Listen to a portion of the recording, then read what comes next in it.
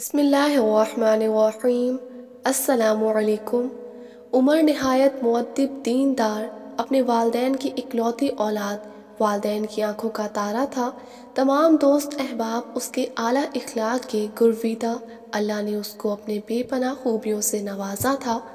عمر پڑھائی کے آخری مراحل میں داخل ہو چکا تھا، مدینہ یونیورسٹی میں زیر تعلیم تھا۔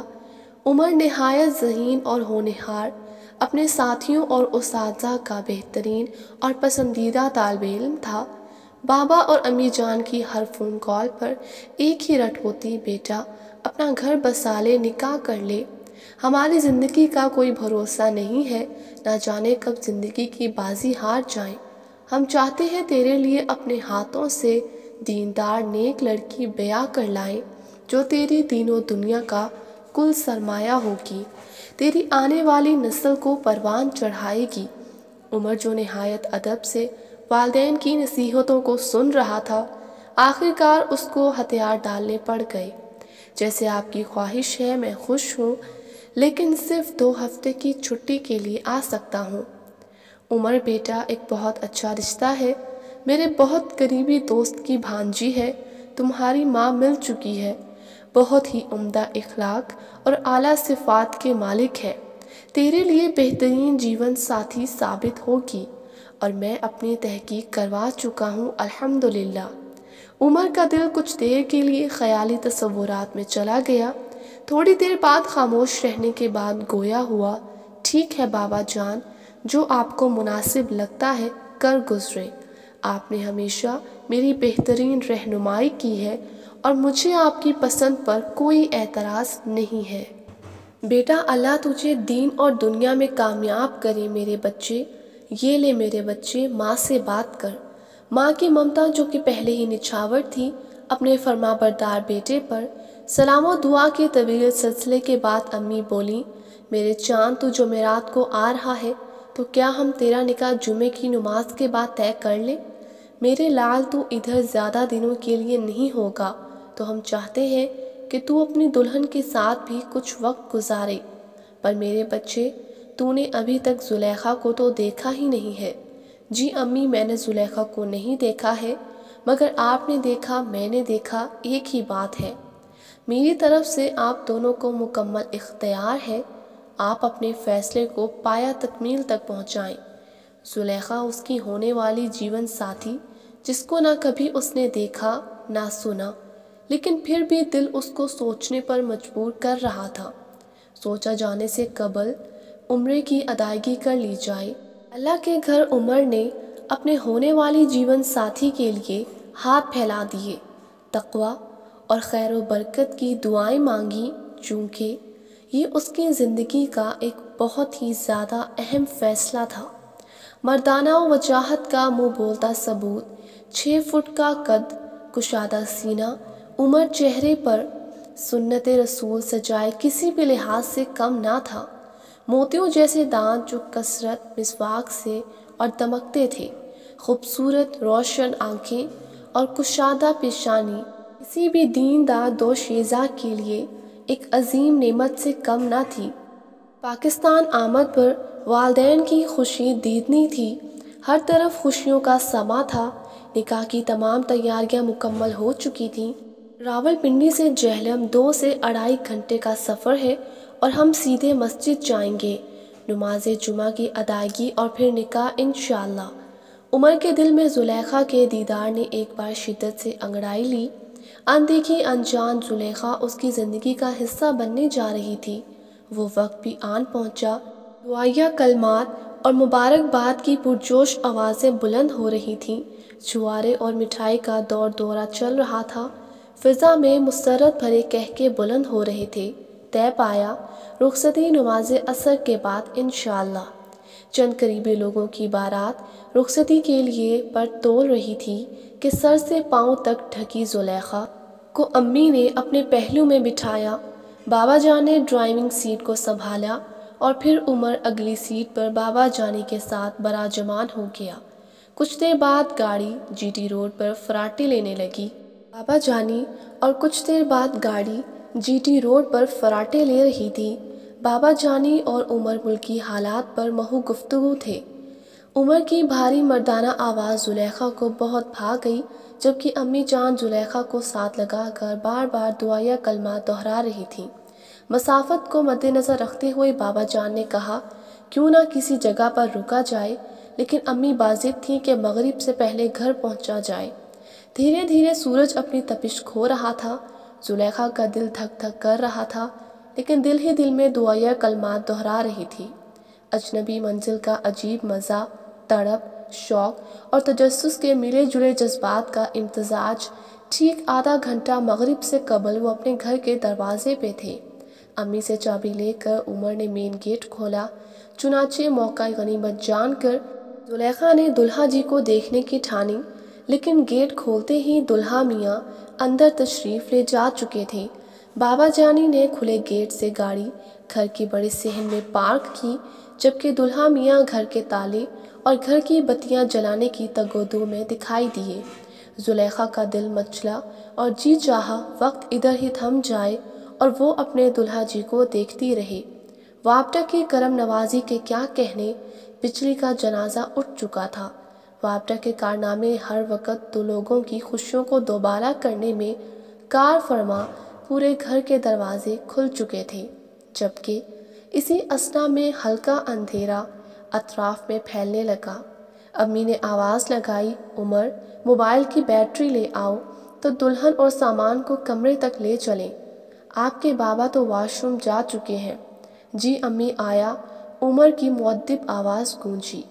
بیٹے زلیخا کو اندر لے چلو، میں تمہارے بابا کے ساتھ سامان نکالتی ہوں۔ نہیں امی، میں کرتا ہوں، آپ جائیں۔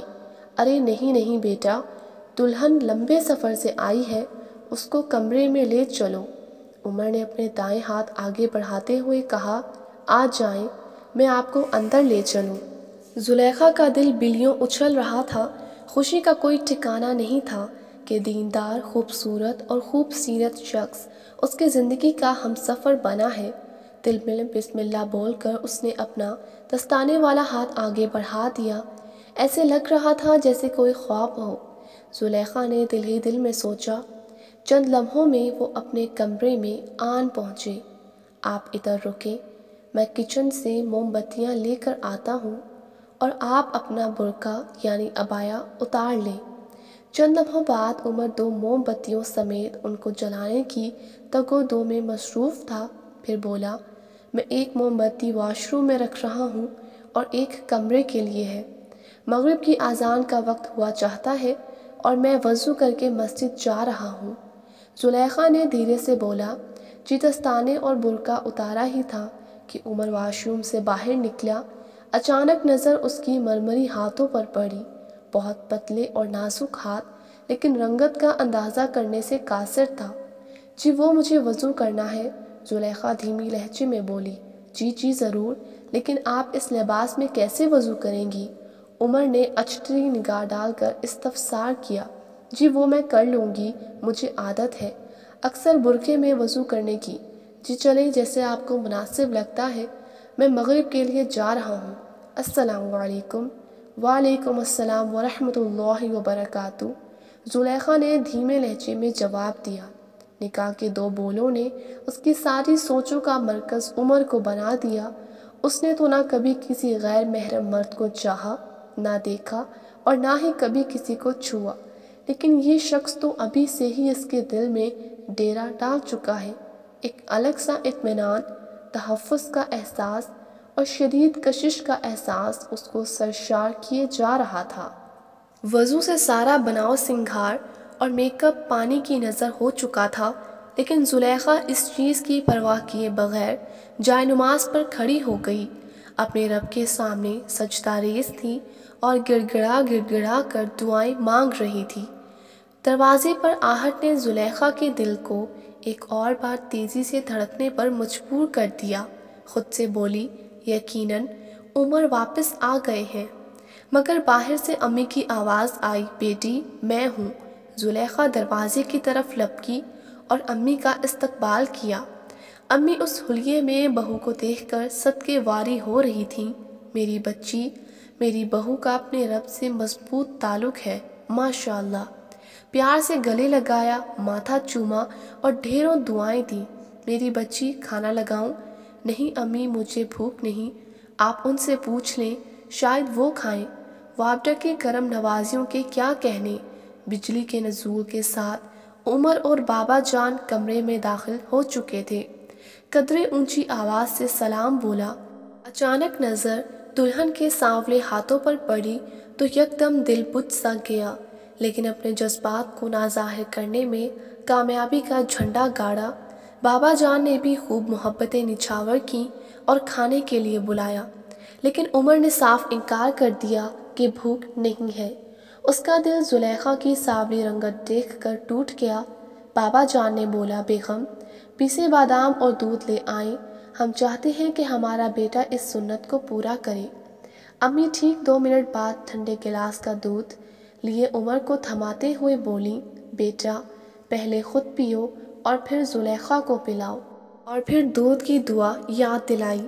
عمر نے غٹا غٹ دودھ کا آدھا گلاس پیا اور باقی زلیخا کو پکڑایا۔ اس نے بھی عظیم دقت کے ساتھ چنگھوٹ نیچے اتارے اور اپنی امی بابا کی طرف دیکھا تو دونوں مسرت بھرے جذبات سے بولے، اور پیو بیٹی۔ لیکن زلیخا کے مسلسل انکار پر عمر کو بقیہ دودھ ختم کرنے کا حکم صادر ہوا۔ اس کے بعد امی بابا کو لے کر کمرے سے جاتے ہوئے بولیں، بیٹی، میں نے تمہاری ضرورت کا سارا سامان اس کونے میں رکھ دیا ہے۔ دونوں بزرگوں کے کمرے سے نکلتے ہی خاموشی چھا گئی۔ زلیخا شرم سے سر جھکائے کھڑی تھی تو عمر بولا، آپ تشریف رکھیں، اور خود وہ اپنی کتابوں کو اوپر نیچے کرنے لگا۔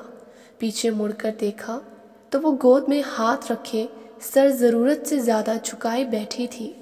چہرہ تو ٹھیک طرح سے دکھائی نہیں دیا، لیکن ہاتھوں کی رنگت بتا رہی تھی، محترمہ کافی سانولی ہے۔ اس غم نے عمر کو اندر ہی اندر بیزار کیا۔ اس کا دل بجھ سا گیا کہ آخر امی بابا نے اس کا انتخاب کیوں کیا؟ میرا اور اس کا بھلا کیا جوڑ ہے؟ وہ خود ہی دل میں سوال و جواب کیے جا رہا تھا۔ عمر کا دل ٹوٹ چکا تھا۔ اس کو اپنے والدین سے ایسے انتخاب کی قطعاً امید نہ تھی۔ آخر ظاہری حسن بھی کوئی چیز ہے؟ اتنے سال خود کو عورت کے فتنوں سے بچائے رکھا، زن اکاری کے گند سے خود کو بچایا، تو کس کے لیے؟ ایک حلال رشتے کے لیے، ایک دل کو مو لینے والی بیوی کے لیے۔ لیکن اس میں تو کشش ہی نہیں ہے۔ سانولی سی مریل ککڑی۔ عمر کے اندر سرد جنگ کا سلسلہ بدستور جاری تھا، دماغ جیسے معاف ہو رہا ہو، لیکن اس کا ضمیر بار بار ملامت کر رہا تھا۔ احادیث رسول اللہ صلی اللہ علیہ وآلہ وسلم، دنیا ایک پونجی ہے اور دنیا کی سب سے بہترین پونجی نیک عورت ہے۔ کسی عورت سے ان 4 چیزوں کے سبب نکاح کیا جاتا ہے: 1 اس کا مال، 2 اس کا حسب نسب، 3 اس کا حسن و جمال، لیکن دیکھو تم دین والی کو ترجیح دینا۔